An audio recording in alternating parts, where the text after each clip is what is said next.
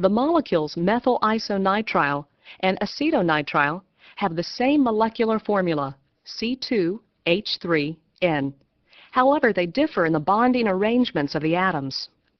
They are examples of isomers, compounds with the same molecular formula that are not identical. Isomers that have different bonds or differ in the locations of bonds within the molecule are called configurational or structural isomers. Methyl isonitrile and acetonitrile are examples of structural isomers. So also are thiocyanic acid and isothiocyanuric acid.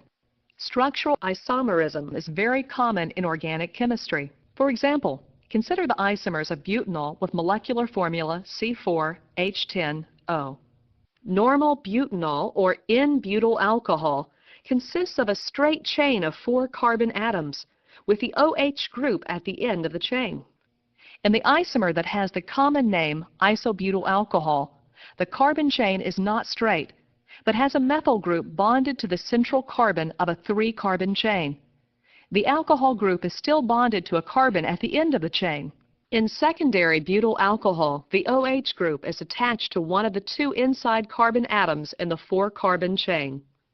In tertiary butyl alcohol, the OH group is attached to the central carbon atom, which also contains a methyl group. The 4 butyl alcohols differ in their physical and chemical properties, for example, in their boiling points. Isomers that have the same groups of atoms bonded to one another, but differ in the spatial arrangements of the atoms, are called stereoisomers. In geometrical isomers, the groups are arranged differently with respect to one another. A simple example is cis-trans isomerism, about a double bond in alkenes.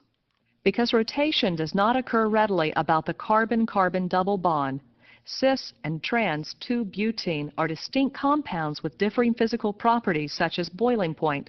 Cis-trans isomerism also exists in coordination chemistry, as in this example of cis and trans tetramine dichlorocobalt 3 ion.